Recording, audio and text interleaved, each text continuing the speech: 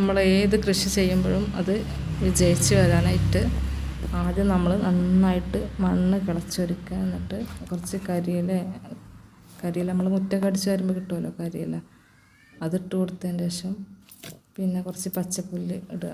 അടപ്പിലൊക്കെ നിൽക്കുന്നുണ്ടാവില്ലേ പച്ചപ്പുല്ല്, അതൊക്കെ ഇട്ടിട്ട് കുറച്ച് മണ്ണ് അതിൻ്റെ മേലെ ഇട്ട് കൊടുത്തതിന് ശേഷം നമ്മൾ കുറച്ച് ഉണങ്ങിയ ചാണകപ്പൊടി ചേർത്ത് കൊടുക്കുക.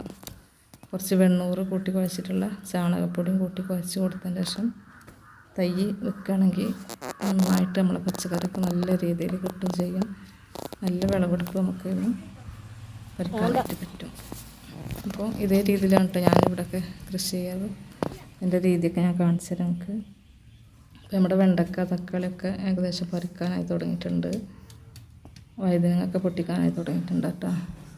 അപ്പോൾ നല്ല രീതിയിലൊക്കെ പച്ചക്കറി എല്ലാവരും വീട്ടിൽ അവനവൻ്റെ ആവശ്യത്തിനൊക്കെ ഉൽപ്പാദിപ്പിച്ചെടുക്കുകയാണെങ്കിൽ ഏറ്റവും നല്ലതാണ്. നമ്മൾ വിഷമില്ലാത്ത പച്ചക്കറിക്ക് നമ്മളെ മക്കൾക്ക് കൊടുക്കാനായിട്ട് പറ്റും. ഏറ്റവും നല്ലൊരു കാര്യമാണ്, നമ്മൾക്ക് ഏറ്റവും ഹാപ്പിനെസ് തരുന്ന ഒരു കാര്യമാണ്. നല്ല സന്തോഷം കിട്ടും ഇങ്ങനെ തിന്നുന്നിട്ട് പറിച്ചെടുക്കുന്ന സമയത്ത്. ഇതിൻ്റെ ഒരു ടേസ്റ്റും ഒക്കെ ഒരു വേറെ തന്നെയാണ്. നമ്മൾ കടയിൽ നിന്ന് വാങ്ങുന്ന പച്ചക്കറിനേക്കായൊക്കെ നല്ല ടേസ്റ്റാണ് നമ്മൾ പെരയിലുണ്ടാക്കിയ പച്ചക്കറി. ഒരു 4 വെണ്ടക്ക ആണെങ്കിലും ഒരു ദിവസം നമുക്ക് കുറച്ച് പരിപ്പ് ഇട്ടിട്ട് ഒരു കറിക്ക് അതെന്നെ ഉണ്ടാവും. അപ്പോൾ എല്ലാവരും ഇതേ രീതിയിൽ കൃഷിയിൽ തന്നെ ഇറങ്ങണം. നമ്മൾ വീട്ടമ്മമാരാണെങ്കിലും കുറച്ച് സ്ഥലമൊക്കെ നമ്മൾ മുറ്റത്തെങ്കിലും ഒഴിവുണ്ടാവുമല്ലോ, അവിടെയൊക്കെ കല്ല് വെച്ച് പാവിയിട്ട് അതിൽ കുറച്ച് മണ്ണും ചാണകപ്പൊടി നിറച്ചിട്ട് തൈയൊക്കെ വെക്കുകയാണെങ്കിൽ നല്ല രീതിയിലൊക്കെ കിട്ടും. പിന്നെ നമ്മൾ തക്കാളി തൈ കുഴിച്ചിട്ടില്ല നാൾ, അതിൻ്റെ പൂവൊക്കെ പൂവിങ്ങനെ കൊഴിഞ്ഞ് പോവട്ടെ, ഇടുന്ന പൂവൊക്കെ കൊഴിഞ്ഞ് പോവുക. അങ്ങനെ ഞാൻ തന്നെ കണ്ടെത്തിയൊരു ടിപ്സാണ് ഞാനിതിൽ പറയുന്നത് കേട്ടോ.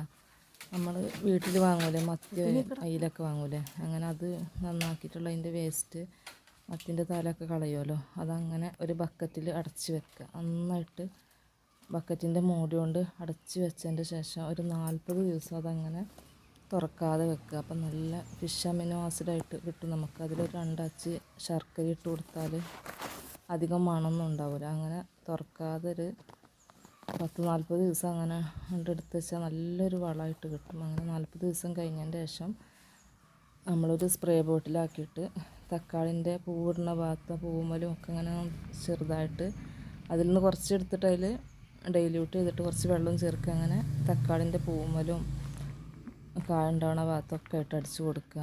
കുറേശ്ശെ താഴത്തേക്കും നനച്ച് കൊടുക്കുന്നതിൽ കൂടെ ചേർത്തിട്ട് അങ്ങനെ നനച്ച് കൊടുക്കുക. അങ്ങനെയാണെങ്കിൽ നന്നായിട്ട് പൂവ് പിടിക്കൂട്ടെ തക്കാളിൻ്റെ ഒക്കെ. ഞാൻ ചെയ്തിട്ട് അനുഭവിച്ചിട്ട് അറിഞ്ഞൊരു കാര്യമാണ്.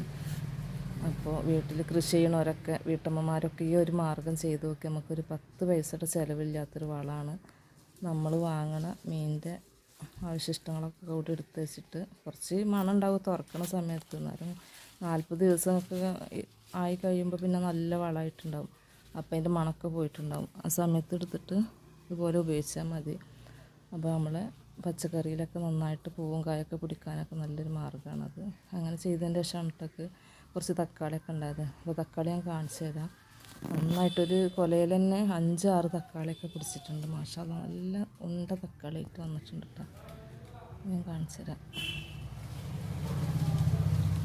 അതുപോലെ നമ്മൾ നാൾ കിടങ്ങ് ഇങ്ങനെ കീറിയിട്ട് പയറൊക്കെ കുത്തിയിട്ടല്ലോ, പയർ നന്നായിട്ട് പടർന്ന് വന്നിട്ട് നല്ല നീളമുള്ള പയറാണ്. പയറിപ്പോൾ പൊട്ടിക്കാൻ തുടങ്ങിയിട്ടുണ്ട്. ഒരു ദിവസം 1 കിലോ പയറൊക്കെ കിട്ടും. ഇപ്പം ഇങ്ങനെ കുറഞ്ഞ് വന്നിട്ടുണ്ട് കുറേശ്ശെ, എന്നാലും 1/2 കിലോനൊക്കെ കിട്ടും. എന്തായാലും ഒരു ഉപ്പേരിക്കുള്ള ദിവസം ഇന്ന് കിട്ടും. പിന്നെ പയറ്റിൻ്റെ ഇലയും നമുക്ക് ഉപ്പേരിച്ച് കഴിക്കാമല്ലോ, യാതൊരു രാസവളങ്ങളും ചേർക്കാത്ത നല്ല നമ്മുടെ വീട്ടിൽ തന്നെ ഓരോരോ വളങ്ങൾ ചെയ്തുണ്ടാക്കിയിട്ടുള്ളൊരു നല്ലൊരു കൃഷിയാണ് നമ്മളെ വീട്ടിലത്തെ കൃഷി.